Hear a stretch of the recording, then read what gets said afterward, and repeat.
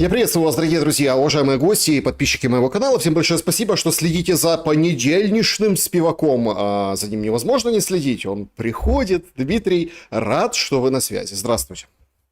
Да, приветствую тебя, Саш, приветствую твою зрительскую аудиторию. У меня даже предложение созрело к твоей зрительской аудитории и к тебе. Но прежде я, конечно, обращусь к ним, скажу, что, друзья, подписывайтесь на канал Шелеста, потому что, ну, в общем, надо помогать друг другу, чтобы не было информационного вакуума, это понятно. Второе, поставьте лайк или дизлайк, кому что там нравится в мою программу, в нашу сегодняшнюю дискуссию. Это тоже понятно. Есть предложение, Саш, назвать нашу понедельничную программу «Альтернативный спивак». Или там «Спивак. Альтернативное мнение». Потому что, ну, почему альтернативное и кому альтернативное? Ну, моя точка зрения, так судя по опыту наших бесед, является альтернативной точкой зрения большинству, как правильно сказать, большинству гостей твоего канала. Поэтому я предлагаю рубить правду матку и называть вещи своими именами. Так что ты подумай об этом. Я был бы не против такой, знаешь, альтернативный спивак. Нормально. Я готов. Поехали. Значит, друзья, формат нашего прямого эфира прост, он, как обычно, да, вот включает в себя общение со зрителями. В чате трансляции будут приниматься вопросы в самом-самом конце, поэтому досмотрите до самого конца.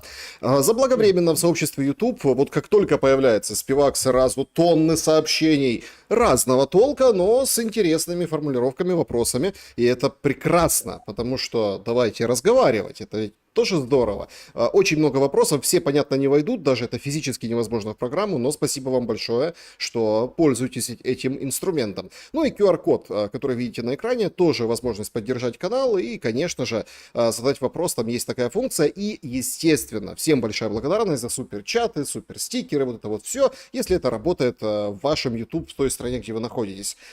Страны-то, правда, как бы вот почкуются, Дмитрий. С этого предлагаю начать, с того, что из себя представляет конфигурация геополитическая. Орбан выходит с такими достаточно серьезными откровениями, говорит: народ, вот это все ваше, там, давайте, гарантии безопасности. Там Урсула созвонилась с Венсом. И вроде как ждут ходаков у Трампа. Вторая серия. Кошта об этом сообщил, глава Евросовета. И, в общем, какие-то лидеры, кто-то, в общем, уже отправляются в Белый дом по вопросу Украины. Так вот, Орбан говорит: ребята, это все ваше все, это раздел Украины. То есть будет Украина, которая останется под Российской Федерацией, будет некая демилитаризованная Украина, самый интересный момент, что никто не понимает, насколько буферная зона 30, 40, 50, 200 километров, а будет какая-то часть Западной Украины, которая, в принципе, и получит вот это все, ну да, вот членство в ЕС и так далее. Мол, зачем делите Украину? Как вам кажется, Дмитрий, вот все-таки Орбан получит ответы на свои вопросы, прежде всего от европейцев, американцев, и по большому-то счету, но вот так, если посмотреть объективно на ситуацию, он-то прав, речь идет о разделе. Он беседует сам с собой. Он не нуждается в получении ответов. Это первое. Второе, Орбан очень хочет понравиться, значит, Дональду Трампу и определенной части его команды. Хотя в окружении Дональда Трампа и у самого Дональда Фредовича большие проблемы внутри, о которых я скажу чуть позже, если буду иметь такую возможность. Дональд Трамп, извини, Орбан занимает определенную позицию. Какое он имеет право рассуждать о дележке территории другого суверенного государства. Мы, в общем-то, про Венгрию ничего подобного не говорим. Мне сказать сложно, поэтому я не очень понимаю, Саш, почему ты товарища Орбана, да, премьера маленькой Венгрии, берешь за основу геополитического диалога, который все должны, значит, сейчас обсудить, что ж сказал Орбан. Херню сказал Орбан, а разберется вся эта ситуация без Венгрии точно. Коль скоро есть в мире заинтересованные в разделе страны, то даже в этом процессе Орбан не играет. Ну, он вообще не играет. Он пытается быть почтальоном определенной части, окружения Дональда Трампа. А почему у Трампа проблемы? Я уже третий или четвертый день на одном примере демонстрирую, насколько глубокие наружу вылезли психологические противоречия у главы Белого дома.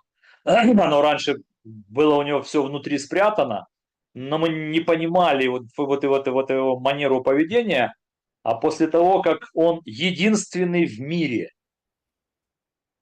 переименовал философию вооруженных сил государств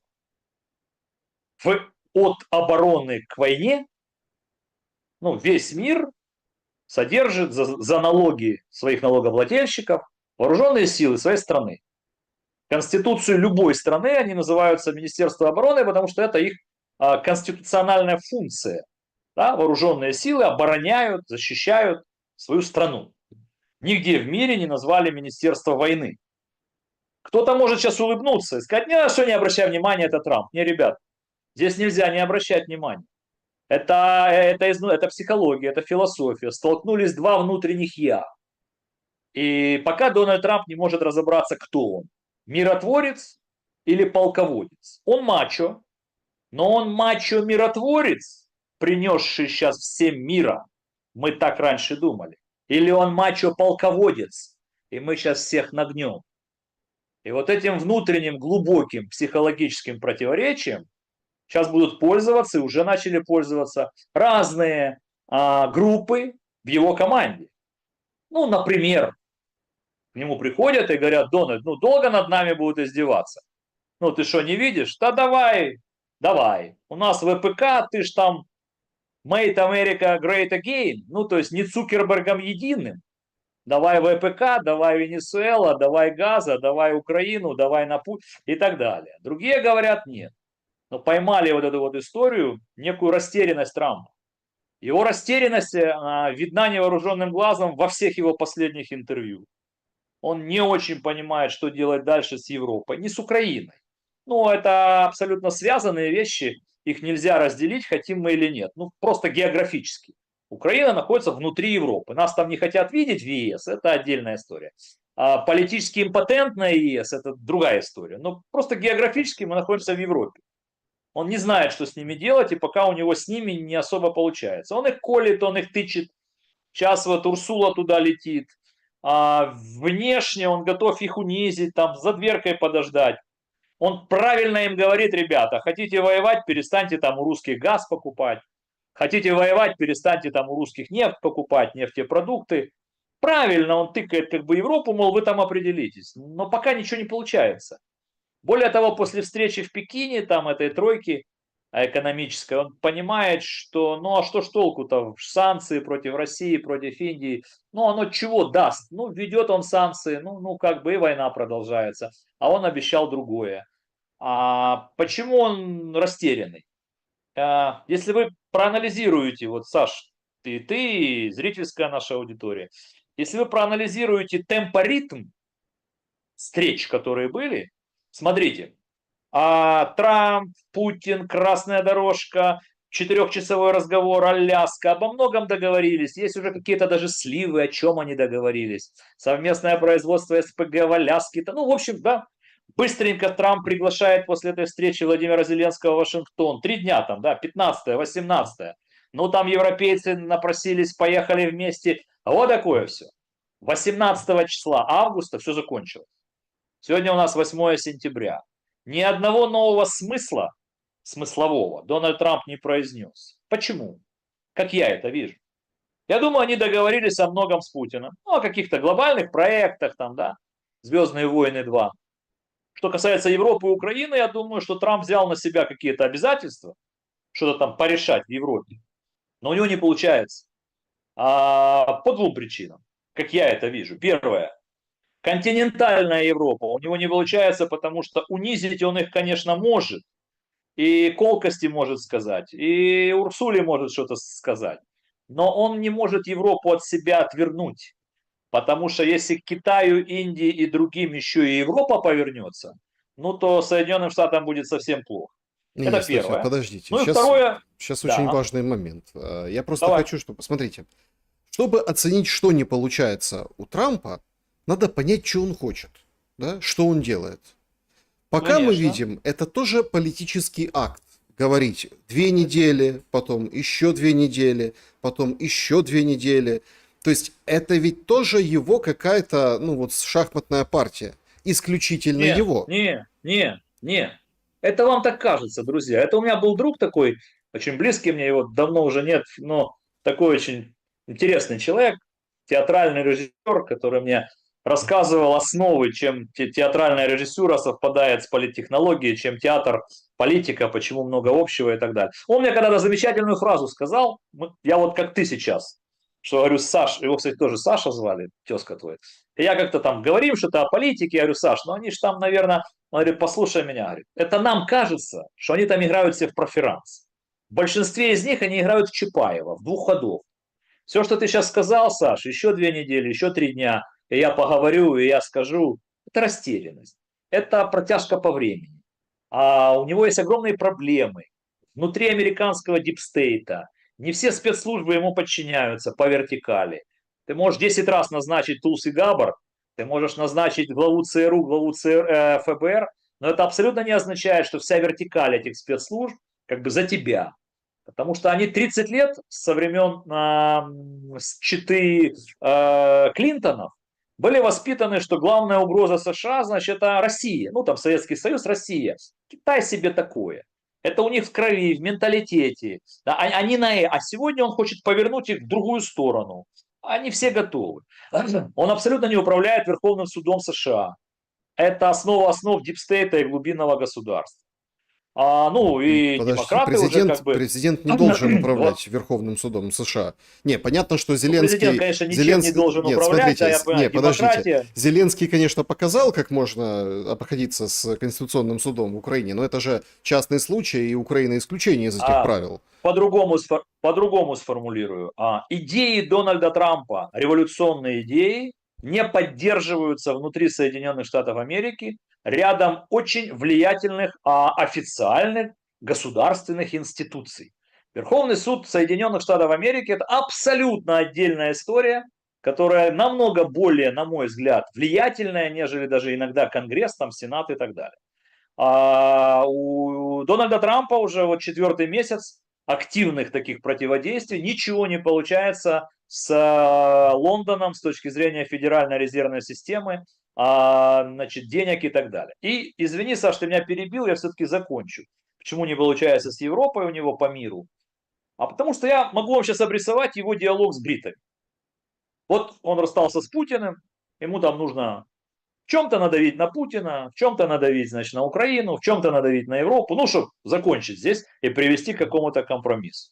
И вот я себе предполагаю такой диалог, такой, да, какой-нибудь посланник Карла Третьего и какой-нибудь посланник Дональда Трампа. Вот бриты спрашивают у Трампа: уважаемый Дональд Фредович, ну вот ты там с русскими СПГ на Аляске, что-то вы хотите там добывать, значит, в Арктике, скажите, а мы там есть? Спрашивают бриты его. Он говорит, ну как бы нет. Я говорю, понятно. Дальше задают ему вопрос: дорогой Дональд, вот ты там захочешь закончить войну тут в Украине, все замечательно. Мы подписали столетнее соглашение, ты его не читал.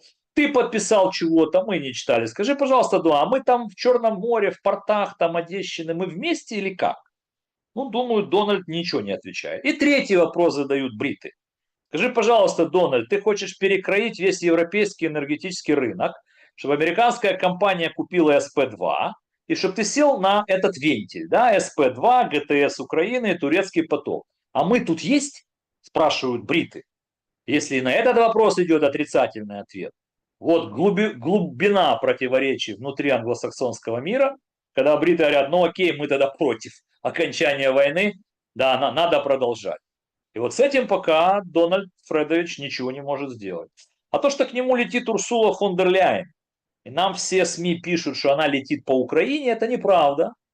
Потому что она не может лететь по Украине, она не принимает решения по Украине. Урсула фон дер Ляйен летит туда, попытаться уговорить Дональда Трампа, смягчить то капитулянское, если можно так сказать, соглашение торговое, которое заключили американцы с Евросоюзом.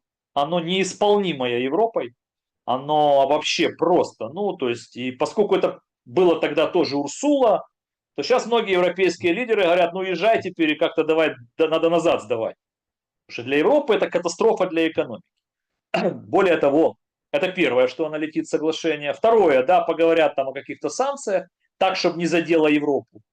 Потому что весь этот европейский бред про санкции уже начинает подташнивать.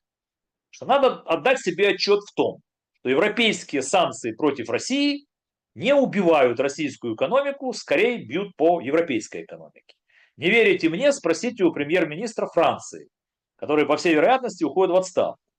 И у товарища Макрона скоро будет не до лидерства в коалиции чего там, желающих, могущих, решительных. Ему скоро будет надо думать о том, что через 1,5 года у него президентские выборы, на которых он навряд ли побеждает. И третий вопрос. Урсула летит к Дональду Трампу в Вашингтон. Это поговорить про энергетику, потому что он же открыто, глава Белого дома, дважды, чтобы укусить Европу, делает такие недвусмысленные заявления, что, мол, заканчивайте покупать русские нефтепродукты через Индию и заканчивайте покупать российский газ. Ну, сказал себе, да и сказал. Европа не может заканчивать покупать это, потому что европейская экономика ляжет. Ну, просто не может. Ну и четвертый вопрос, с которым летит фон дер Ляйен туда, я так думаю, это оружие. Это вот система взаимоотношений Европа-США, кто там что производит, кто кому покупает, кто там кому должен, Украине, не Украине, оставлять себе и так далее. Поэтому это нормальный визит. Подождите, вы Но, конечно, смотрите, нам скажут, что... Дмитрий, вы как бы озаглавили свой ответ о том, что Урсула летит не по Украине. Все, что вы перечислили, это касается непосредственно Украины. И санкции, которые требует Зеленский, бьет во все колокола, и непосредственно оружие. Для чего оружие? Для кого оружие? Для Европы. Для железного дикобраза, оружие для Европы. у которого, собственно, оружие для Европы. У которого иголки обламываются. Смотри, Саш, я ж понимаю, можно и так построить беседу. Мы много раз с тобой обсуждали уже про дикобраза. Я считаю, это оскорбление Украины. А если в Украине не понимают, что Урсула нас этим оскорбляет, я уже свое мнение высказал. Мы же сейчас с тобой не об этом, мы о серьезном. Да, Европа готовится к будущему переделу мира. Европа не готова к этому. Ни функционально, ни административно, ни экономически, ни с точки зрения военной силы. Ведь военный парад в Пекине продемонстрировал всему миру, что влияние в мире, авторитет, влияние, завоевание рынков, коридоров, дележка пирога будущего мирового порядка – это деньги, экономика, коридоры, логистика, запятая и военные силы. Европа не готова, она 35 лет курила сигары, пила вкусный кофе на улочках Вены и была под зонтиком НАТО. Они провели деиндустриализацию, европейцы, и им все надо восстанавливать. Более того, у них склады пустые, у них мало чего есть по сравнению с основными игроками, по сравнению со Штатами, с русскими, с Китаем, с КНДР, с Индией. Им нужно 2-3 года как минимум, чтобы как-то это все вообще понять, что с этим всем делать. А производство оружия нужны деньги, а деньги это экономика. Вот и все. А Дональд Трамп им предлагает отказаться от энергоресурсов со скидкой, а взамен Дональд Трамп предлагает дорогой газ, и дорогие другие вещи. Америка же не играет в эту цену, да, в эти все качели, в демпинг политический. Америка в эти игры не играет. И Норвегия не играет. Казалось бы, братья-европейцы друг на друга плюют. Потому что норвежцы за эти 3,5 года стали очень богатым государством. Думаю, самым богатым государством на европейском континенте. Потому что Европа, санкции против России, газ, порядка 25% это норвежский газ. Поэтому там уже фонд национальный, кубышка такая национальная, уже, по-моему, за 2 триллиона перевалил. В общем, поэтому я бы не полагал, Саш, не ждите сенсаций. Да, Дональд Трамп может и включит какие-то санкции антироссии, а может не включит. А если включит, потом может отменит или сбавит. Он ищет. Более того, он же рефлексировал. И негоже президенту самой могущественной страны мира, а пока США пока все-таки занимает, да, этот некий такой статус, негоже ему было так рефлексировать там, по встречам в ШОСе, по встречам там на параде. Это рефлексия называется. То есть он обиделся на Индию, хотя толкнул сам Индию в объятия. Он, так сказать, там Путин, Ким Чен Ын. И ровно через 2 часа проявляется информация, что в октябре месяце он полетит, Трамп, в Южную, значит, Корею. Ну и там думают, как бы организовать встречу, такую, да, глобальную встречу Трампа с Си Цзиньпином, а может быть и с Ким Чен Ыном. То есть, ты понимаешь, вот если вот на экран вывести вот все, что сказал Трамп за последнюю неделю, там, да, с 1, да, с 1 сентября, с момента встречи ШОС, вот с 1 по 8, то, ну, любой психолог вам скажет, что человек пока ищет и не может пока нащупать правильных шагов своих, как главы Белого дома, он же не может ошибаться. Он не может ударить в штангу, он же не Макрон. Ну, Он смотрите, не имеет права на это. это умозаключение исключительно из заявления. Давайте вот по поводу заявления соотнесем с реальными делами. Сегодня вышел Медведев, известный своими одиозными выпадами, или неодиозными выпадами, да, как-то, елки-палки, про Аляску Медведев хорошо сказал, ну все, точно какой-то гоплык. А обычно он там то делит, то, в общем, там отвечает, то оскорбляет и так далее, да. Он выходит и говорит, что Финляндия готовится к войне и, скорее всего, готовит плацдарм для нападения на Россию. Такая очень интересная формулировка. Смотрите, от Трампа ждут каких-то шагов. Да? Вот вы как бы любите повторять, и действительно в этом есть определенная доля истины, и, наверное, там большая доля истины, что Европа под зонтиком. Ну вот зонтик НАТО. НАТО равно военная мощь Соединенных Штатов Америки. Все как это пока бесспорно. Как бы там они ни пытались раскочегарить свое военное производство, хотя пытаются, чехи, там, поляки, немцы пытаются что-то делать, но тем не менее. Может ли быть сценарий глобальный следующий? Это я так Медведева зацитировал по поводу войны. А можно еще фотографию вспомнить Кирилла Дмитриева, который там сначала, ну вот эти пандочки, тигренки, ну вот вы поняли, да? То есть там, когда изобразил в мультипликационной форме, как сидят и пьют чай. Условно Индия, Китай, Россия и США вместе. Да, понимаю. Может ли Трамп дать отворот-поворот и, внимание, выйти из НАТО? Ну вот так, выйти из НАТО. А Украина войти.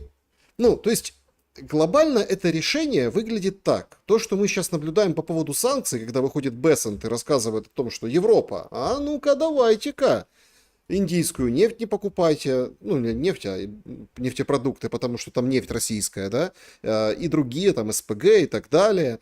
То есть, как же попытались на прошлой неделе выпихнуть вперед венгров и словаков? Мол, это вот они. Юродивые, вот такие плохие, в семье без урода, вот они там дурные. А на самом-то деле там основной поток, это, конечно, Франция, это крупное государство, которое в обход тоже, да, вот покупают энергоносители. Может ли Трамп полностью отказаться от Европы и сделать вот это вот НАТО, ну, таким европейским, так сказать, ну, пожалуйста, принимайте кого хотите, вооружайтесь, мы готовы продавать, а мы, Америка, у нас Министерство войны, то, с чего вы начинали. Обязательно отвечу тебе на этот вопрос, четко, конкретно, никуда с него не съеду. Но прежде прочитаю одну новость, мы же в прямом эфире. И эта новость как раз о том, насколько тяжело Дональду Трампу принимать решения. Новость такая простенькая. Китай открывает России доступ к рынку своего капитала. По данным источникам Financial Times, Пекин готовится вновь открыть свой внутренний рынок облигаций для 2-3 крупных российских энергетических компаний. Ну и дальше про суть экономическую этого вопроса. Это, то есть мы сейчас с каждым днем начинаем и будем читать, видеть, понимать о тех договоренностях, которые были достигнуты между Путиным и Трампом. Прошу прощения, между Путиным и Си Цзиньпином. Поэтому Трамп, как бы его все толкают к пошлинам, к санкциям, а вокруг же него экономисты, да и сам он бизнесмен, ну включит он санкции. Ну Китай, Индия и все остальные как покупали нефть, так и будут. Уже все понятно, формируется новый мировой порядок. И санкции одной страны не будут так действовать, как это было раньше. Теперь это Я первое. Теперь с отвечаю на вашего твой вопрос. позволения, это очень важное Давай. замечание. Да. Смотрите, это по поводу вот этого тигренка, пандочки, медвежонка и орленка.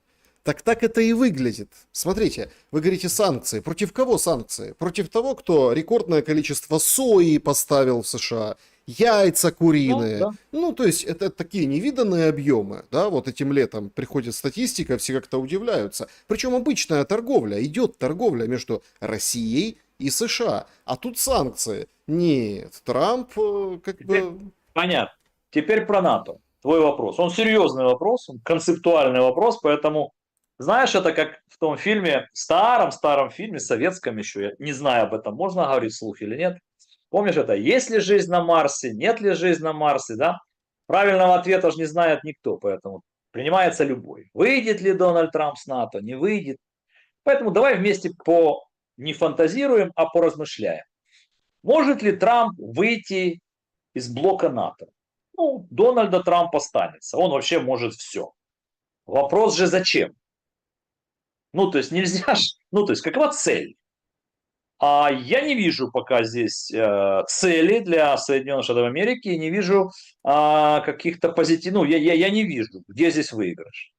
Ослабить НАТО, оно уже и так ослаблено многими факторами, в том числе украинским фактором. Весь этот трендеж уже двух генеральных секретарей НАТО, да, на протяжении 3,5 лет, ну, мы все видим, да, НАТО это США, США это НАТО, там готовы поговорить, там готовы попугать, там готовы куда-то вылететь где-то к берегам Венесуэлы, но там не готовы вступить в войну с Россией. А если там не готовы вступить в войну с Россией, то мы как бы о чем? Ну и третье. Я думаю, что Трамп не может выйти ну, не может вывести Соединенные Штаты Америки из НАТО, ну, просто потому, что НАТО после этого разваливается, и тогда один из последних очагов доминирования Запада перед Востоком, а это военный блок НАТО, ну, как бы исчезнет. И на этом фоне военный блок, там, Китай, сотрудничество, там, Россия, КНДР и так далее, но останется чуть ли не главной военной доминирующей силой в мире. Дональд Трамп это не может не понимать. А европейцы боятся этого. Ну, они боятся этого. Нет у них ничего для подобных континентальных больших операций. Поэтому нет, Саш, из НАТО он не выйдет, но фрагментирование НАТО произойдет. Европа мало интересует Дональда Трампа. Я думаю, что что-то будет выведено отсюда. Будет сосредоточено уже там многие вещи на территории на Тихоокеанского региона. Аукус, вот это больше интересует Трампа. Пока что Штаты доминируют в Тихом океане и не пускают Китай в океанские воды и в морские пучины. То есть во многих еще, как бы, во многих точках земного шара именно базы НАТО, говорим НАТО, подразумеваем Соединенные Штаты, но пока имеют доминирующую функцию. Поэтому нет, Саш, я пока не вижу предпосылок для раскола в НАТО. Ну, смотрите, как бы о НАТО мы поговорим, давайте об Украине теперь перейдем и, собственно, к нашим баранам. Значит, опрос сегодняшнего эфира, мы в прямом эфире, 14:31 сейчас. Как вы думаете, удары по энергетике Украины в войну? Три точки, варианты. Закончат, продлят, не зацепят, ну, то есть никак не отразятся, или выведут на новый уровень эскалации, собственно, да и все. Голосуйте, друзья, это в чате трансляции, в конце подведем итог. Сегодня вот этот, как это, спикер Ясно, да, ну, это энергетическая, как бы, коммуникационная сеть с потребителями, говорит, ребята, не паникуйте, ну, запасайтесь пауэрбанками, запасайтесь, так сказать, фонариками, ну, не паникуйте. Эта тема на самом деле очень острая. Вот только осень началась, так сразу, соответственно, после интервью или там комментариев, разговора, давайте, Фица и Путина в Пекине набирает обороты. Путин говорит, ну что, они бьют по нашим НПЗ, мы, значит, будем бить по энергетике, ну вот так. Да? Зеленский делает это диаметрально противоположно, они бьют по нашей энергетике, мы будем бить по НПЗ, по вот этим всем сетям. Но черная зима, как бы, она нависает над страной. Сегодня Юлия Свириденко, которая отчитывалась недавно о том, что на 80% страна готова к зиме, ну, хороший показатель, как для сентября месяца, чего там. Правда, не бьется никак с количеством газа в газохранилищах. А, Она сегодня ходила с представителями 60 дипломатических ведомств по своему рабочему месту. Ну, над ее головой, если верить, как там сейчас обустроено в Кабмине, я не знаю, я не был никогда. Над ее головой туда прилетел то ли дрон, то ли что-то, то ли обломок, то ли... В общем, удар был совершен по зданию Кабмина, и над ее головой вот разворотило там сектор Министерства финансов.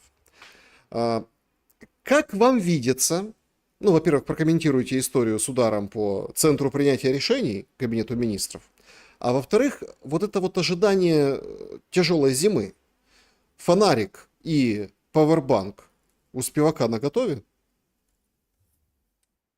Ну, первое.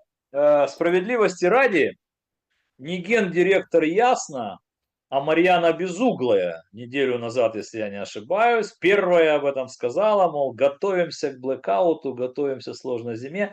Причем меня это, значит, взбесило, что я вот не могу понять, а с какой целью народный депутат Украины пугает людей. Вот, ну, для чего? Ну, будет блэкаут, мы будем в блэкауте. Ну, мы 4-й год уже в этом. Вместо того, чтобы что-то говорить другое, что да, мы понимаем, но правительство, вот тут парламент. Вот для чего вы хотите вот просто пугать? Чтобы еще уехали люди, чтобы не возвращались люди. Кто тогда будет вообще в стране работать? И вот гендиректор Ясно. Это я личностный такой подтекст, что я не очень понимаю, нахрена они это говорят и кому. Ну, люди, граждане Украины настолько умны, все понимают и запасливы, мы же все видим, что если так пойдет дальше, то без их советов все пойдут как-то готовиться к зиме. От того, что гендиректор Ясно вместе с Марьяной чего-то нам сказали, ну окей, сказали. Это первое. Второе. Саш, но здесь же не надо заканчивать академию, ну, чтобы понять. Или до зимы горячая стадия войны закончится и начнут складывать какую-то мозаику, или война продолжится, ну а в зимний период задача противников обеих сторон будет одна. Вывести из строя как можно больше объектов энергетики, нефтепромышленного комплекса, ну в России, а у нас энергетики и так далее. Поэтому это печальная история. Так а как это отразится Мы на очень войне? хотели, чтобы в Нет, 4-м смотрите, квартале тут все это получается, закончилось. тут получается вот такая очень интересная диспозиция. На фоне прошлонедельного скандала вокруг дружбы, да, по которой стреляли там 2 раза, попали в 3-й раз, но это в другую сторону, он там гнал нефтепродукт из Беларуси. В общем, это не в Венгрию, то есть выстрел не в Венгрию. Его опять поразили в Брянской области какой-то объект, нефтеобъект. Смысл же происходящего, смотрите, удар по зданию Кабмина. Вся пресса вчера, все, пробили многоэшелонированное ПВО, вот это знак, вот это все, картинки, фотографии, гасят с вертолета. Это прям, это же подарок прийти к западным партнерам, надавить на психику того же Трампа, надавить на Урсулу и всех вот этих лидеров, давайте деньги. Давайте деньги, давайте вооружение, давайте санкции, смотрите, что они творят. Точно так же, как и трагедии, которые сейчас точечно в части Киевской области, в Полтавской области и в Сумской области. Это по состоянию на вот этот период, да, сегодня, вчера, вот этих дней, где проблемы с газом, проблемы со светом. Ну, Шостка отключена, перебои. Недавно были там в Одесской области тоже такие перебои, относительно недавно. То есть мы понимаем, что это же тоже будет использовано. Как это на войну повлияет, на фронт? Никак. От слова вообще никак, потому что дипломаты занимаются дипломатическими встречами, занимаются информационной составляющей, пропагандой, пытаются привлечь внимание Запада все-таки к необходимости и оружия, и вооружения, там санкции и так далее, и так далее. Это все понятно, это одна сторона медали. Вторая сторона медали, я бы у европейцев спросил, вы уже прислали нам несколько патриотов или еще нет? Потому что все остальное это политическая трескотня, и каждый пиарится на судьбе Украины. Каждая страна Европы, и не только, пиарится на судьбе Украины. Это первое. Второе. Можем ли мы разжалобить Америку тем, что у нас прилетает в жилые кварталы и гибнут мирные люди? Нет, не можем. Ну, потому что есть Израиль, сектор Газа, потому что Штаты сейчас готовятся к какой-то спецоперации, связанной с Венесуэлой, потому что Штаты за последних 70 лет воевали раз 7 на разных территориях, а любая война – это гибель людей. Штаты знают, что это такое, они циники, прагматики. А вот что касается Европы, то еще раз я говорю, нам же не их заявление нужно. Ну, они уже все позаявляли. Нам нужны их действия. А вот тут возникает вопрос. Вы много можете? Можете ли вы нам помочь деньгами? Ну, немножко да. Остановит ли это войну? Нет.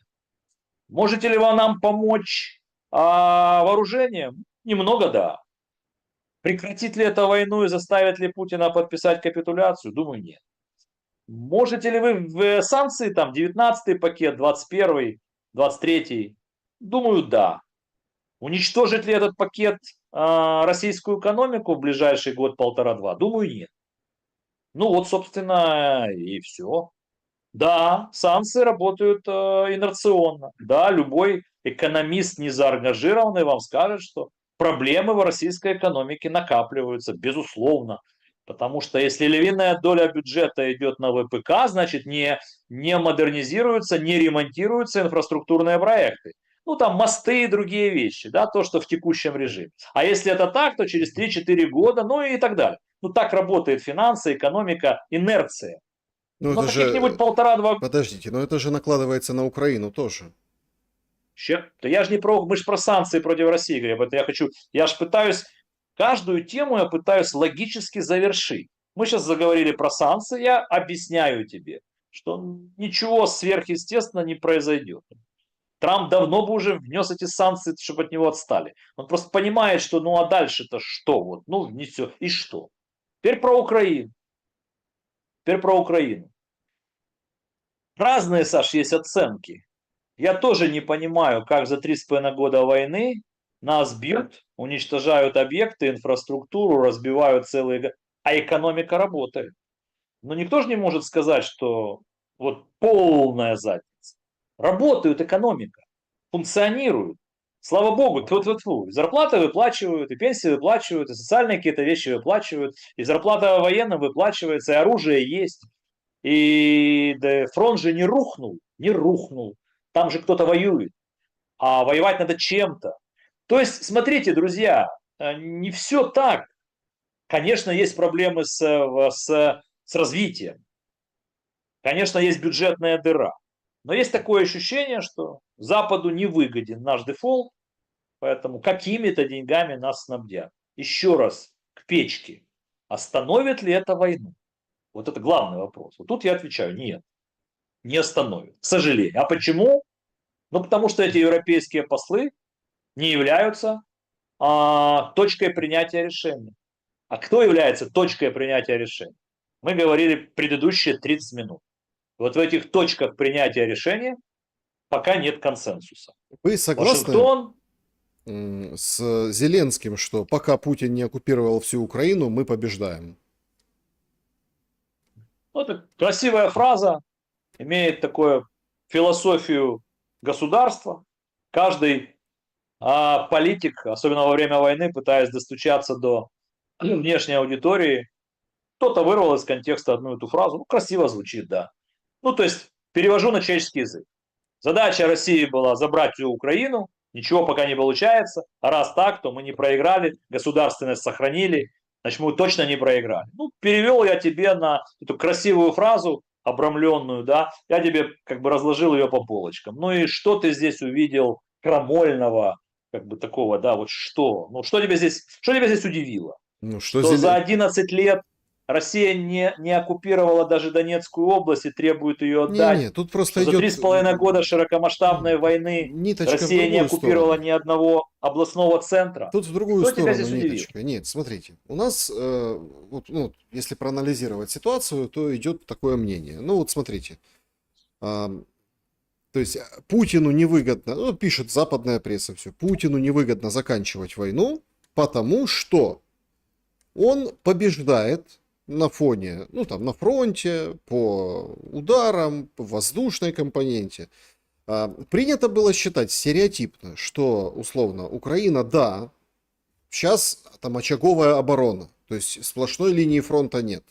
Да, сейчас там 140 с чем-то тысяч СЗЧшников за 8 месяцев.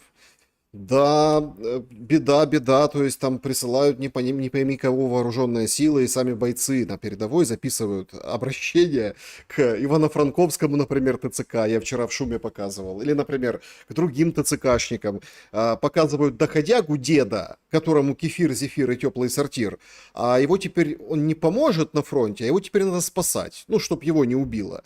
То есть не легче, а сложнее, да, но при всем при этом считалось, что Украина владеет преимуществом, ну, пускай там, по дронам. Свежий пост сегодняшний, как это, герой нашего времени, в кавычках с сарказмом пишет Сергей Стерненко. По нашим оценкам, сейчас до 60% FPV, которые идут по госзаказу, непригодны для использования вообще или требуют серьезной переработки. Еще раз, более половины из 2 миллионов FPV государства не пригодны для того, чтобы использованными быть и лежат на складах. Сколько в деньгах? Это миллиарды. Причины две. Логистика от 1 до 6 месяцев. Ну, в общем, и так далее. Там приводят причины. То есть, Можно я отвечу?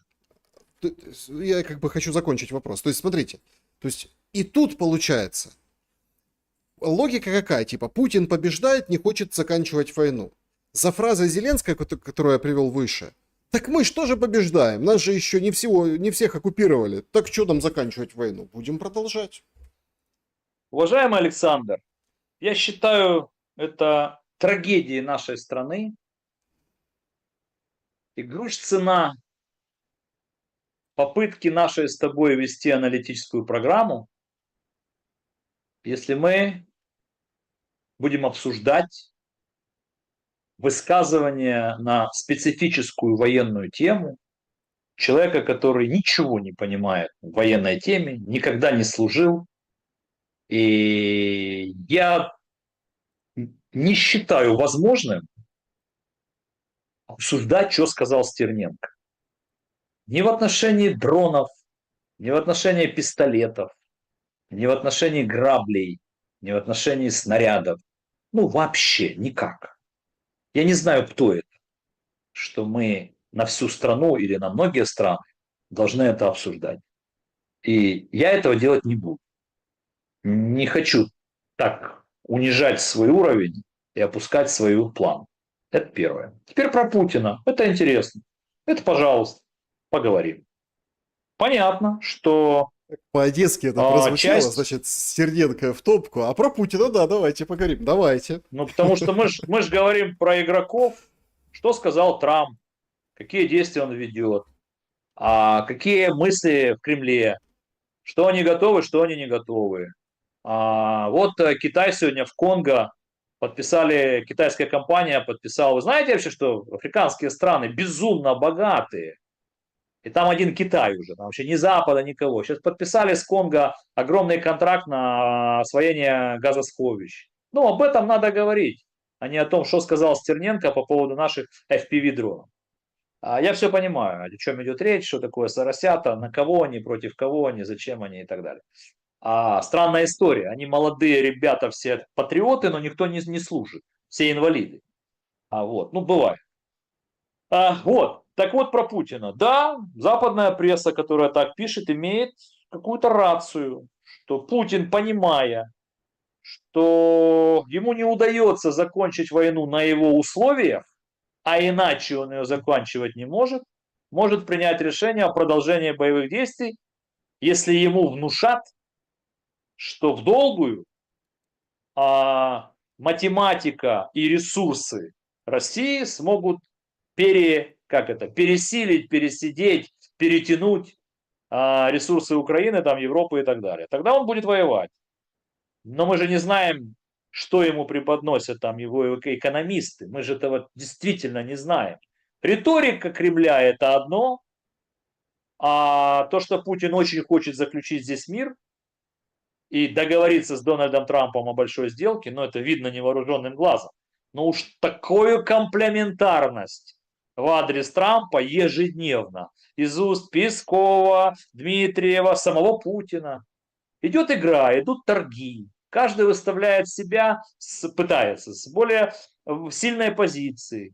Вот, допустим, Трамп поговорил по телефону с Назарбаевым. Это что же месседж в Кремле?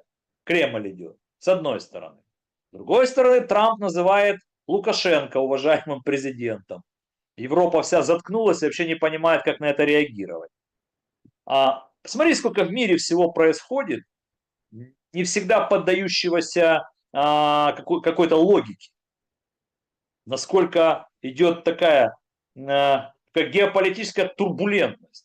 А в это время все игроки занимаются одним, главным, коридоры. Каждый пытается влиять на доставку грузов из точки А в точку Б. И чем больше твое влияние на Панамский канал, Зангезурский коридор, Ормузский пролив, сухопутный путь в Крым, Северный Ледовитый океан, Арктика, Антарктика и так далее, море, океаны, железная дорога, Северный путь, Южный путь, путь специй. Вот за что идет сражение.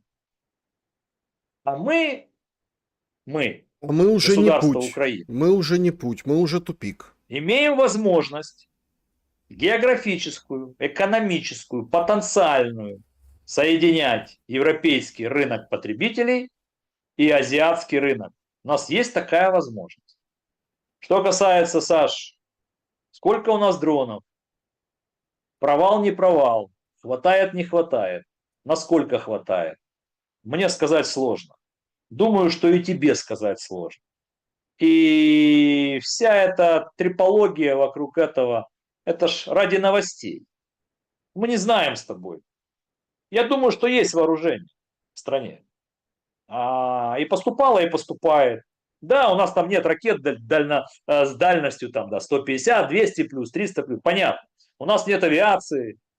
Но, еще раз говорю, если Трамп давал Путину 3-4 месяца, мол, ну на, забери, ну там, если вернемся в май, ну сегодня сентябрь, можете мне подсказать успехи российской армии, если у нас так все плохо? Ну, подскажите мне. Ну, бои в Купянске. 11, Да, бои в 11 Купянске, названий окружение. сел, ну, я понимаю, Окружение, здорово. Это, конечно, нависание над Славянском Краматорском, перерезание с трассы Славянск-Изюм. Ну, то есть, есть о чем говорить. ты отравлен такой немножечко антиукраинской пропагандой. Нет, подождите. Нависание, отрезание на подступах, и здесь на Смотрите, подступах, я хочу, и там на подступах. нет, я хочу расставить точки над «и», потому что если, вот мы же как видим, вот если смотреть на карту, то можно как Сырский вчера посчитать, взять вот это вот, укрупниться и говорить, о, смотрите, мы тут в 5 раз больше отвоевали, чем, ну, как вчера, и Безугла его там разрывало, и все, конечно, так в шоке были. Правильно сделал. Здесь я ее поддерживаю. Были от заявления. Можно вот так себя вести, но мы же люди, ну, которые немножко должны анализировать, как вы правильно говорите.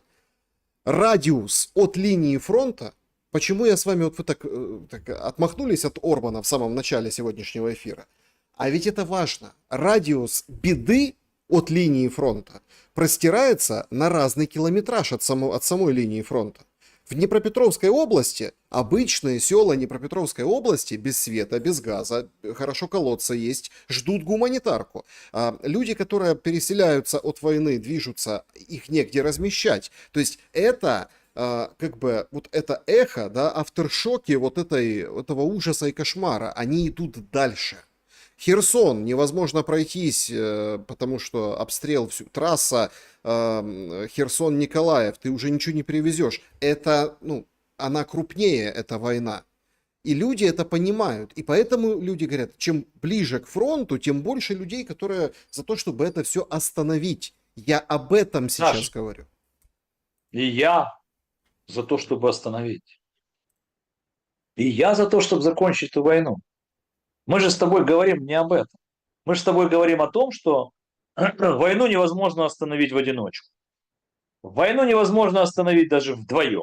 Ну, то есть Ну так и, Украина, так и Европа. Зеленский говорит, вот мы нас всех не оккупировали, значит мы побеждаем. А войну невозможно остановить даже втроем. Войну, судя по всему, можно остановить, только придя в консенсусе 5 игроков. Нравится тебе это или не нравится? Не, можно говорить о Покровске, но это элемент войны. Мы же говорим, как ее закончить. Только в консенсусе 5 игроков. Штаты, Китай, Украина, Россия, ну и Европа, потому что мы находимся в Европе, а не потому что вот там что-то. Пока этого консенсуса нет, война будет продолжаться, к великому сожалению. Более того, я не знаю, как ее закончить. Думаю, что и ты, Саша, не знаешь, как ее закончить. Думаю, что и зрители не знают, как ее закончить. Ну, кроме тех, кто, может быть, захочет предложить капитуляцию. Ну, красиво будет звучать, ради сохранения, ну, и так не хочу. Мы же говорим о государственной позиции.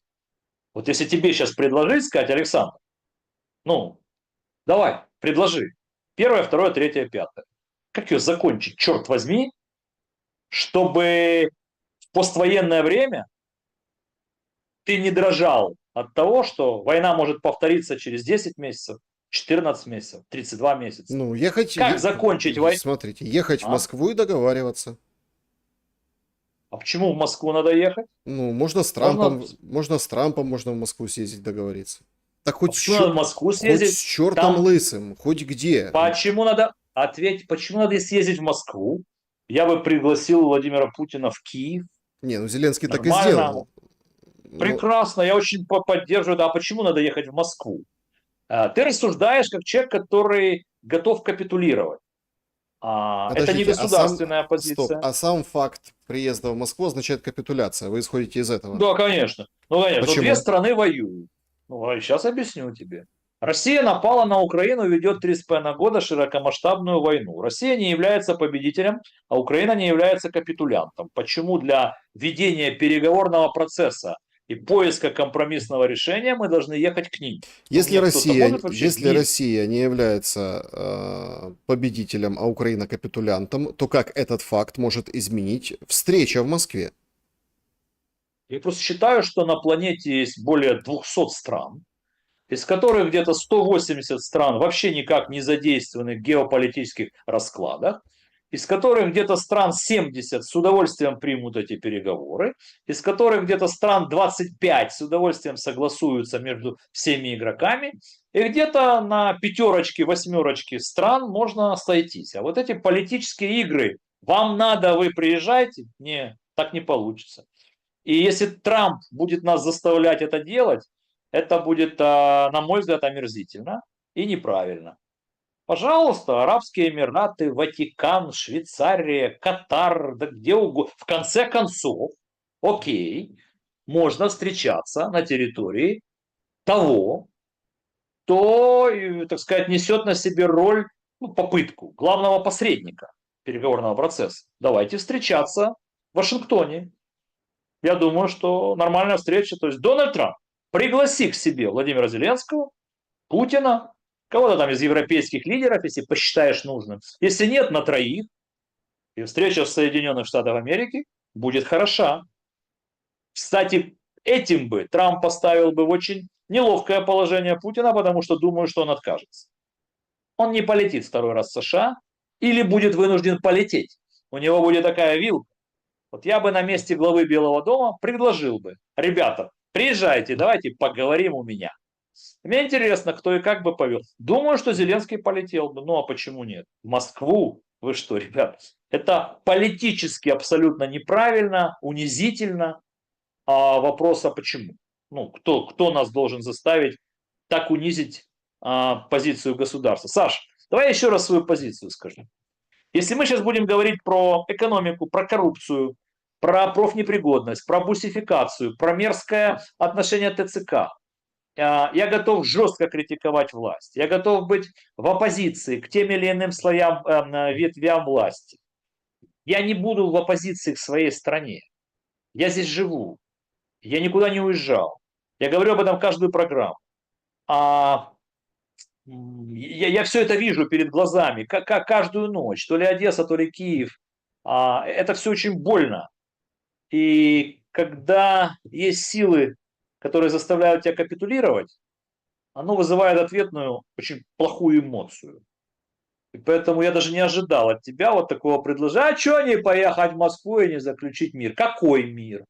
Не-не, По подождите, пунктам подождите. Стоп, Путина. стоп, стоп, стоп, стоп. А Смотрите, какой мир надо тут, заключить? смотрите, мы сейчас в Саша, этом... какой мир надо Постойте, заключить? Ответь мне, мы сейчас, смотрите, Зеленский несколько раз, как мантру повторял, что вопрос территорий буду решать я и Путин.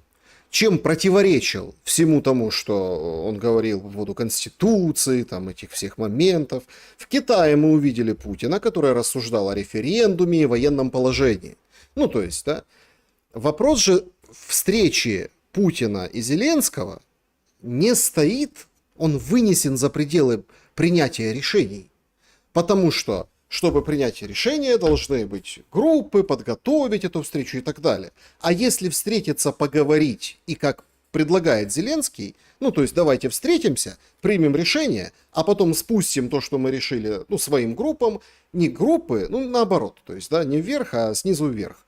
Не сверху вниз, а снизу вверх. То есть вопрос же о встрече. И эта встреча, думаешь, смотрите, эта встреча может, ну там, множество символичных моментов. Можно прекратить огонь, да, на время реализации договоренностей. Можно, то есть, если ты ищешь, как остановить войну, никто же не говорит ехать и уступать. Тем более это понимают уже, по-моему, и в Москве, что, ну, стойте, никто не собирается никому уступать. Ну, то, все адекватно воспринимают диспозицию вот эту. Но я все понял, хватать, Саш, смотрите, хватать, ну, применяй же политическое айкидо. Хватай соперника, переводи игру на свою, как бы, историю, то есть бери инициативу. А так получается, что... Первое. Я все понял. Первое. Как ты думаешь, Саш, когда Путин в снисходительном тоне, а он это сделал в снисходительном тоне, заявил, ну, хотя пусть приезжают в Москву, мы тут безопасность обеспечим. Он ведет себя так, вот, как ты думаешь, он это сказал для того, чтобы встреча состоялась? Так, просто чтобы сказать. Ну, у меня ответ очевиден. Он же понимает, что никакой встречи в Москве не состоится. А он просто это сказал, чтобы в очередной раз продемонстрировать свой вот этот снисходительный тон. Ну, сказал себе, да и сказал. Зеленский ему ответил. В какую Москву никто лететь не собирается. Да и Путин понимал, что ни в какую Москву не полетят. Это первое. Второе. Нам же шашечки или ехать? Сегодня Вот, нет подоплеки. шашечки или ехать? Сегодня нет подоплеки для встречи президента Украины и президента России на любой территории. Диаметрально противоположные позиции. И нет в мире пока силы. Пока нет. Я же с этого начал программу про растерянность определенных игроков. Нет пока силы в мире, кто может заставить и тех, и других сдать немножко назад в своих позициях и приходить к компромиссу. А если твой список и мой не стыкуются ни по одному пункту, вот два листа бумаги на столе, ну вот диаметрально противоположных, причем ни ты, ни я, ну как бы не о чем нам с тобой разговаривать? Хорошо, Какая разница, а зачем Зеленский тогда требует встречи от Путина? Ну, во-первых, я не вхожу в штаб Зеленского. Во-вторых, я думаю, чтобы продемонстрировать мировому сообществу, что президент Украины, Украина как государство, готова к переговорам двух лидеров. Готова. Ну, не в Москве, понятно? Ну, готова. Вот мы готовы. Давайте начинать говорить. Путин говорит, да ну, нам как бы о чем? Вы там сначала, вы там... То есть он нам нарезает задачи, чего Украина должна сделать. я вот тоже не очень могу понять, какое отношение президент одной страны имеет к каким-то конституциональным нормам другой страны. Вот я тоже это не очень понимаю, почему Путин начинает нарезать задачи. Чего там нужно, как принять, какой референдум, что, когда и так далее, и так далее. Короче говоря, Саш, идут закулисные переговоры, я это знаю, идут торги, я это тоже знаю. Идет торги по 4 линиям. Трамп, Карл III, Трамп, Европа, Трамп через Ватикан, Украина. Пока не задействован Китай вообще. И вот это ошибка, мне кажется. Без них тут, по-моему, хрен разберешься, потому что это единственная страна, кто имеет влияние на Путина. Но есть ощущение, что Китаю пока выгодно продолжение здесь войны, потому что пока здесь идет война, Трамп втянут в эту историю, а как только война закончится, Америка сосредоточит весь свой арсенал потужностей, финансовых, экономических, политических, и перейдет туда, ближе к Китаю. Китай это понимает. Поэтому смотри, какая сложная, многогранная игра идет, и в этой игре участвуют в том числе публичные лица каждой страны, посылая те или иные месседжи. Ты же не спрашиваешь, а зачем Медведев это говорит? Хрен его знает. Зачем он говорит? Ну, что-то он, какие-то месседжи он тоже там, от имени Путина кому-то что-то говорит. Или, а зачем это сказал Орбан? Ну вот он зачем это сказал? Он что хочет посоветовать нам? Вот Орбан. Вот я если бы с ним беседовал бы, вот после той его фразы, Украина там разделится, все, я бы его спросил, а вы кому и зачем это говорите, господин Орбан? Ну, кому? Первый вопрос.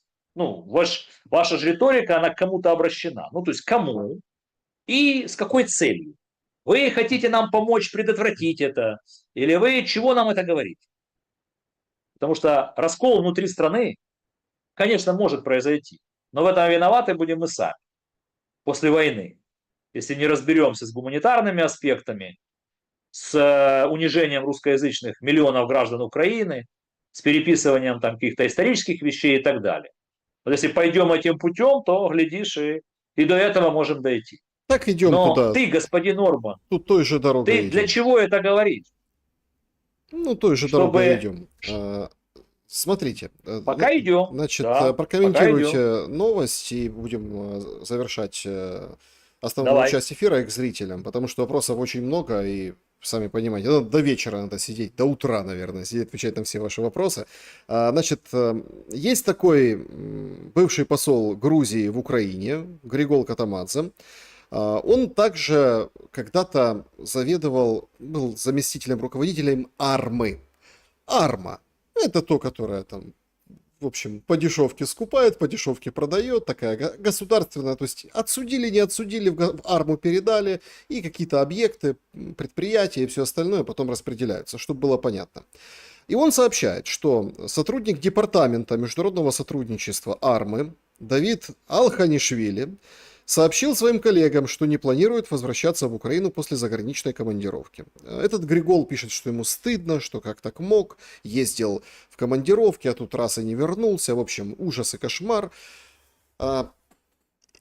И вот каждый раз, когда мы встречаем эту новость, когда, например, какой-то футболист не возвращается, уехал и не вернулся, актер, певец, еще кто-то, просто водитель бросает там спортивную команду и дает на лыжи, нам подсказывает, что что-то идет не так, что вот что-то вот в этой стране под названием Украина вот как-то неправильно настроены шестерни.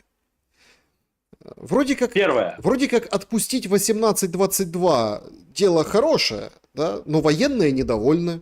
Ну, недовольны военные. Говорят, а куда вы, подождите. Но вроде как на Майдане с картонками вышло уже меньше людей, в основном там девочки и так далее. Вроде как полезная политическая штука. Но по факту мы видим, как люди, не последние люди под бронью, которые не воюют и воевать не будут, но они тоже встают на лыжи. Почему? Первое. Григол Катамадзе, блестящий дипломат, человек, которого я считаю своим товарищем, многолетний посол Грузии в Украине, занимал другие посты. Интеллигентный, образованный, порядочный человек. А нам бы в нашу дипломатическую когорту побольше бы таких специалистов, глядишь, и внешняя политика Украины, и внешние секторы и параметры были бы как-то иначе. Более того, Григол Катамадзе действительно около 2 лет работал заместителем руководителя АРМы, занимался взаимосвязью украинского ведомства с европейскими структурами, очень успешно занимался. Это его работа, это его профессия, он умеет это делать. И достаточно серьезные достижения, между прочим, выраженные в цифрах и фактах, были у АРМы. Ты не совсем правильно и корректно знаешь функцию АРМы, ничего они не продавали, потому что продавать не могут. Там очень много законодательных заковык, и там шла достаточно серьезная борьба и внутри парламента, и за новый закон, и вмешивались соросята и так далее. Сейчас не об этом. Я просто про Григола Катамадзе не могу не сказать, потому что это человек, который олицетворяет собой вот эту старую, в хорошем смысле старую, да, то есть классическую школу дипломатов. И мне всегда очень интересно с ним встречаться, общаться, беседовать. Я думаю, что Григол найдет еще свое место в украинской системе координат. Он давно гражданин Украины. Кстати, он возглавляет Украинскую ассоциацию налогоплательщиков, между прочим. Вот. Что касается его, что вот ему стыдно, что там человек, грузинская фамилия, я же понимаю, остался там в Европе и так далее. Но это лишь говорит о том, что Григол совестливый человек и порядочный человек. Вот ему неприятно, что его соплеменник, да, вот не вернулся в Украину и так далее, и так далее. Это первая часть ответа на вопрос. А второе, не все в порядке в стране. Конечно, в нашем королевстве далеко не все в порядке. И многие уезжают, и многие не хотят возвращаться.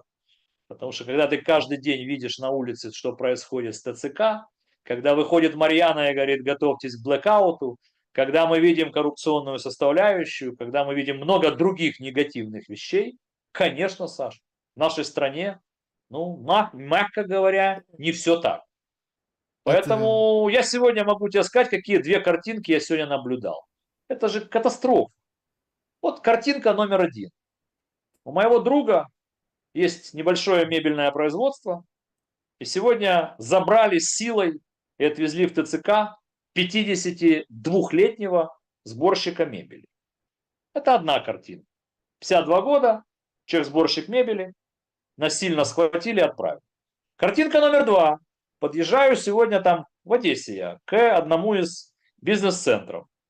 И, на улице прогуливаются с сигаретками, вот такие вот амбалы, черные футболки, какие-то джинсы, одинаковые такие все.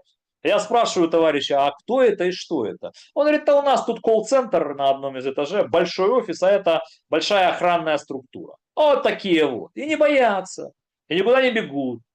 Со всеми все договорено. Их никто не трогает. Вот он, сюр. Вот они, 30-летние здоровые качки. И вот 52-летний сборщик мебели. Вот его нет. И мебель на этом предприятии уже некому собирать. Сюда же могу добавить информацию про 160 тысяч военных пенсионеров.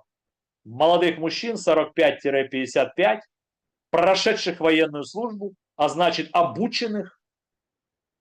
Малый процент из них задействован в боевых действиях. Да, конечно, многое у нас не так.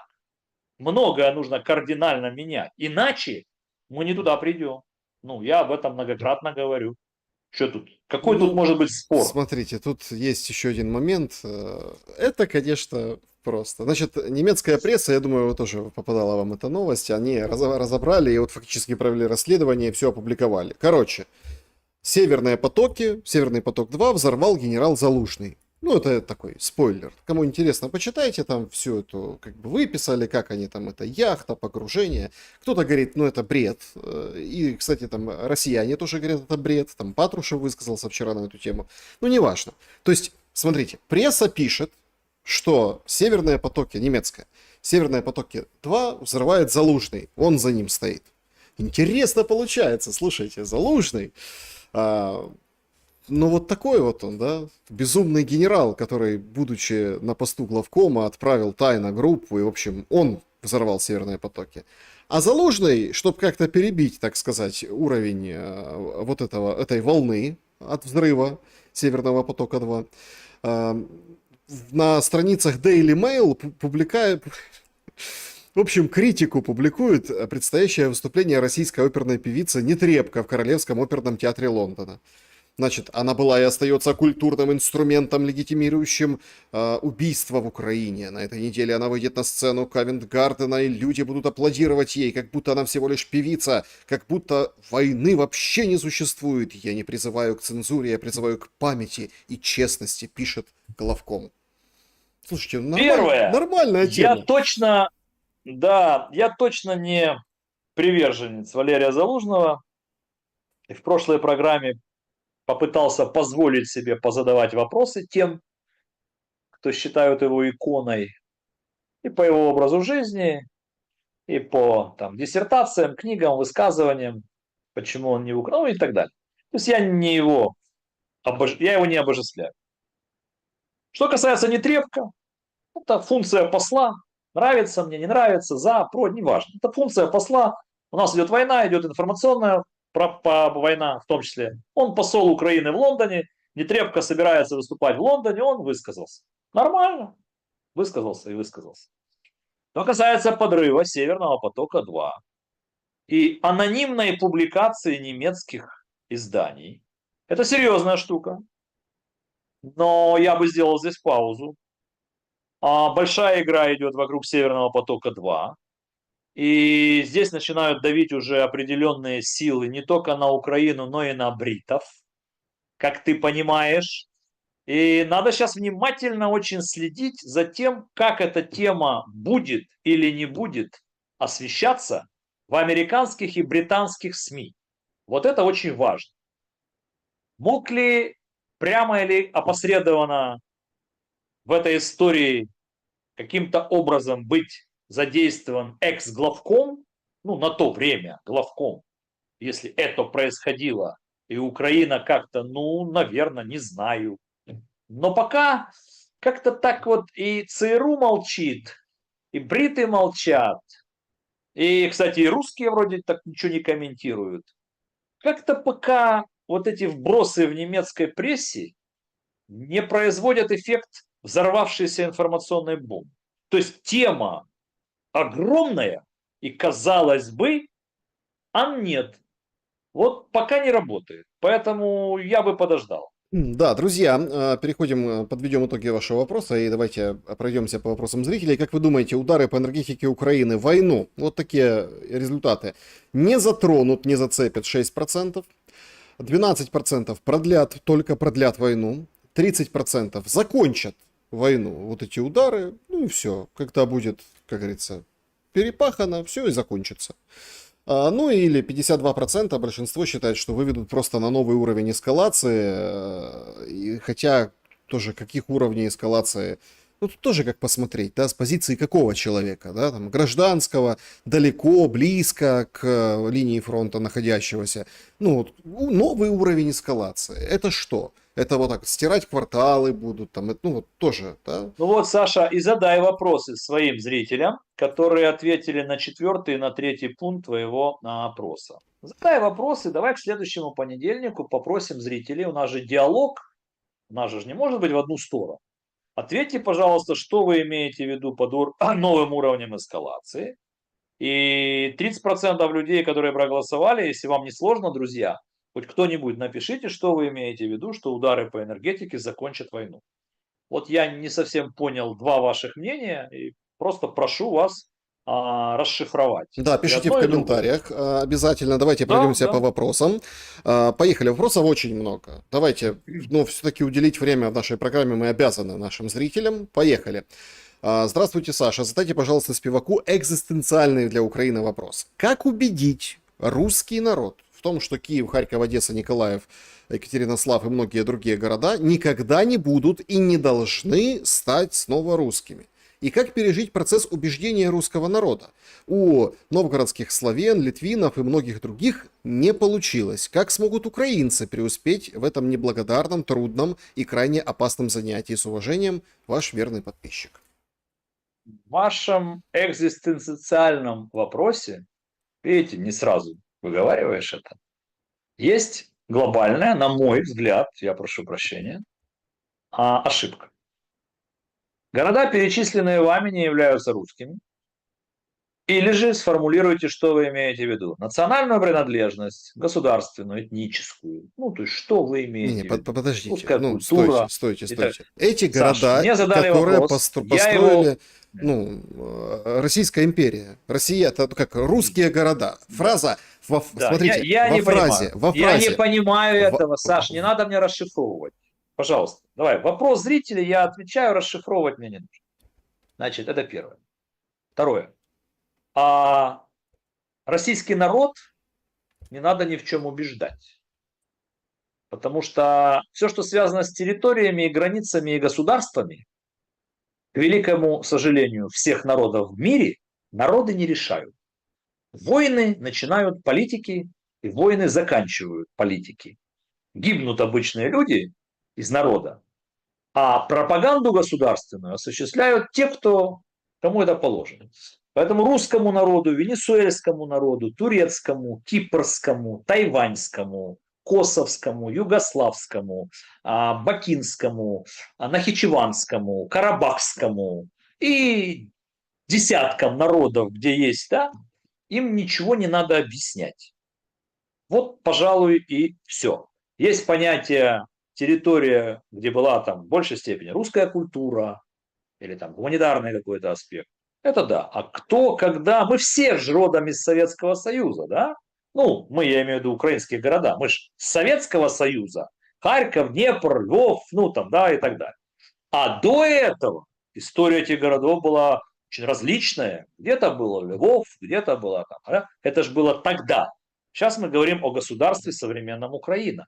Поэтому, исходя из каких принципов вы хотите вести эту дискуссию? Исходя из принципов, кто где был в XIX веке, или исходя из принципов, кто где был в последние 34 года? Или кто где был в последние 80 лет? Тут надо определиться, чтобы не было манипуляций. Вот и все. Так, РВС-пользователь, здравствуйте, вопрос из России. Дмитрий, во многих своих монологах вы рассказываете о возможном потоке инвестиций в Украину после окончания боевых действий. Не могли бы вы описать их, конкретизировав, кто рискнет и куда? Учитывая, что партнеры, так называемые, подписав кабальные договора, бессрочные на 100 лет, забрали вместе с землей, недрами, логистикой себе все будущее на несколько поколений вперед. Китай уже инвестировал, в кавычках, с результатом минус 6 миллиардов. Россия враг, Запад заберет все за долги. Так кто? Постскриптум. Вы очень любите в своих эфирах рекламировать Джона Перкинса «Исповедь экономического убийства». Не знаю, читали книгу или нет, но нам там есть очень точная фраза, проходящая через все повествование красной линией. Наши инвестиции – это начало вашего конца. Спасибо огромное, что вы смотрите мои программы. Также спасибо за то, что, может быть, с моей подачи вы прочитали очень интересные книги. Вы не поняли главного, мне кажется, в этой философии. Это же покаяние.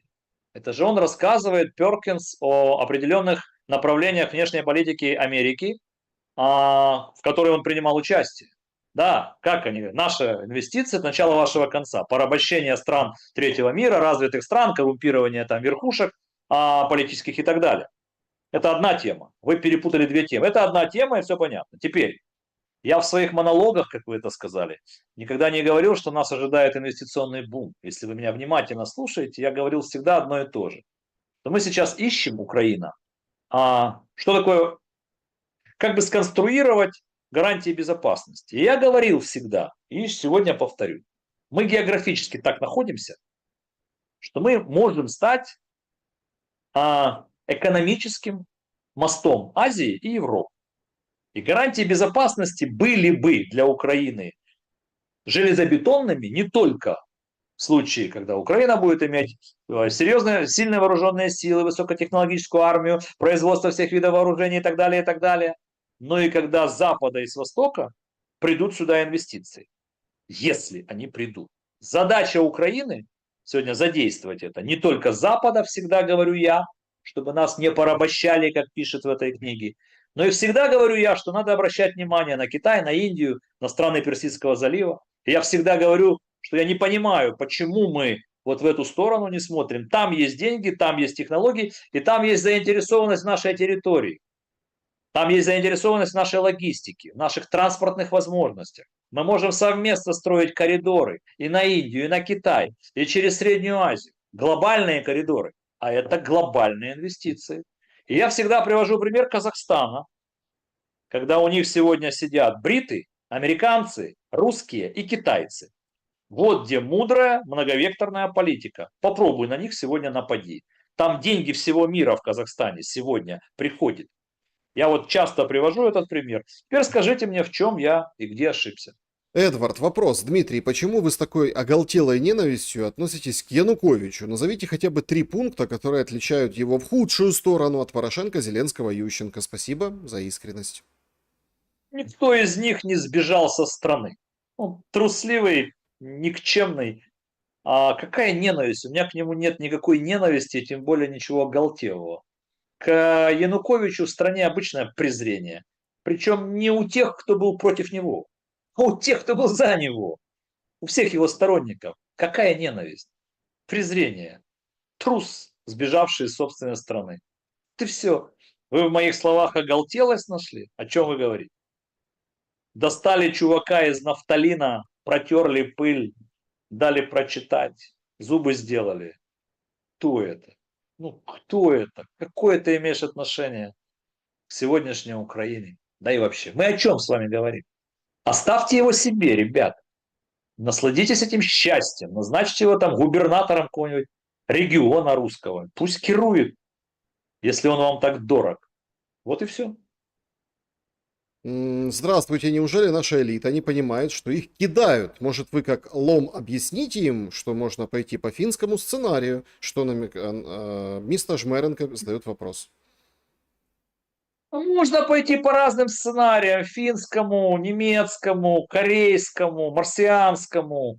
Надо придумать свой украинский сценарий, потому что война, которая идет 3,5 года сейчас, аналогов этой войны, такого масштаба и уровня между государствами такого объема, площади, ну, не существовало со времен Второй мировой войны. Поэтому и аналогиями можно здесь баловаться, но путь будет придуман и сконструирован, на мой взгляд, какой-то новый. А вот какой, мы же 1,5 часа уже в эфире, пока в мире определиться не могут. Как здесь все закончить так, ну, чтобы относительно удовлетворяло, скажем так, мягко, разные стороны. Вот и все. Здравствуйте, Александр. Не так давно прогремело видео, где таксиста за отказ говорить на мове обозвали коллаборантом и агентом Кремля, использующим нарративы России. Вопрос Дмитрию такой. Он по-прежнему поддерживает Зеленского и путь, которым он ведет страну. Зачем же я вам буду отвечать на вопрос, если вы не смотрите мои эфиры? Если я один из немногих в стране, кто ежепрограммно, жестко реагирую на подобные вещи и говорю, что это не патриотизм, а называю это другим словом. Если я борюсь за улицы одесские, за право говорить на русском языке. Ну вот вы меня задаете вопрос, и я понимаю так, черт возьми, человек, который не смотрит моих программ, но уже на меня наехал. А я должен культурно ему ответить. Как я реагирую на модных омбудсменов, запрет Маши и Медведя и, значит, наезда на таксистов? Как же я реагирую? Никто же не знает, как я реагирую, да? Я же вот это, ну что я вам буду отвечать? Вся телевизионная, как бы, ну как это сказать, аудитория знает мое отношение. Хреново, плохо, идем не туда, путь в тупик. Не начнут уважать русскоязычных граждан Украины, придем к плохому окончанию. Ситуация с таксистами омерзительная. Значит, еще пару сот тысяч 40-летних мужиков задумаются о том, как отсюда свалить и работать таксистами в каком-нибудь Кракове. Ну, плохо это все. А вы мне что? Мы говорим про Зеленского, когда говорим о внешней политике, когда говорим о его переговорных процессах с Европой, с Трампом. Ну, когда об этом говорим, то во многих аспектах я поддерживаю позицию Украины. А вы мне переходите на русский язык, не зная мою позицию. Значит, Про войну, про героев, про памятники, про литературу, про Булгакова, про Жванецкого, ну и так далее, и так далее, и так далее. Поэтому тщательнее следите за Ну вот моими эфирами. тщательнее вопрос от Денчика. Вы как-то сказали, что Зеленского вы не критикуете жестко, как можете, других политиков, бывших президентов и так далее. Вопрос. Если, не дай бог, конечно, Порошенко станет следующим президентом, вы его тоже перестанете критиковать, как сегодня Зеленского? Порошенко не станет больше никогда президентом Украины. Порошенко, как очень опытный игрок, сейчас играет в другую игру под названием «Сделать Залужного президентом», поменять конституцию, перейти к парламентско-президентской республике и стать всесильным канцлером, ну, премьер-министром. Вот эта игра, которую играет и будет играть Порошенко, его западные кураторы, общие спонсоры и так далее. А если Порошенко еще раз вернется к власти, на мой взгляд, это плохо для Украины. Он был президентом страны, мое отношение к нему известно, причем не только сейчас, а когда он был всесильным президентом. Я вел полуторачасовые программы на телеканалах различных и был один из главных оппозиционеров к Порошенко, тогда, когда полстраны молчало. Поэтому я человек последовательный.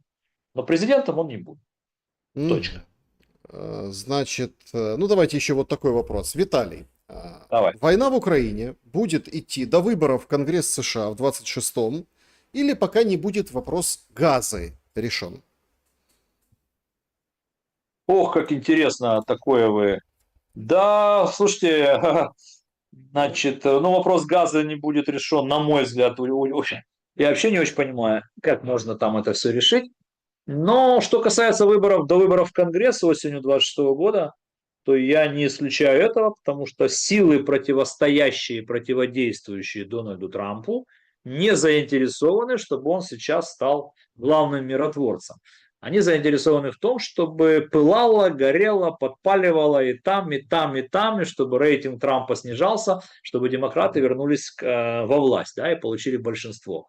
Поэтому я не исключаю, что партия войны будет делать все, ну а судьба Украины, кроме нас самих, вообще мало кого интересует.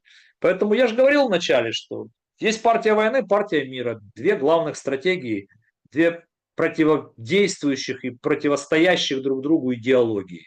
И Трамп продемонстрировал, что у него внутри тоже раздвоение личности. Миротворец или полководец? Министерство обороны и мир во всем мире или Министерство войны и понеслась «хочу Гренландию и Венесуэлу». Вот у него тоже раздвоение. И это чувствуют те, кто вокруг него. Дмитрий Спивак был моим собеседником сегодня. Понедельничный Спивак в прямом эфире заканчивается. Друзья, спасибо, что посмотрели этот эфир. Дмитрий, спасибо за время и мысли. Спасибо. Оставайтесь на канале, будет много интересного. Ставьте лайк этому видео, пишите в комментариях, что думаете. Хороший, добрый комментарий с вас. Так и пишите, хороший, добрый комментарий. Берегите себя и друг друга, несмотря ни на что. С Дмитрием увидимся через неделю. В таком же прямом эфире. Добра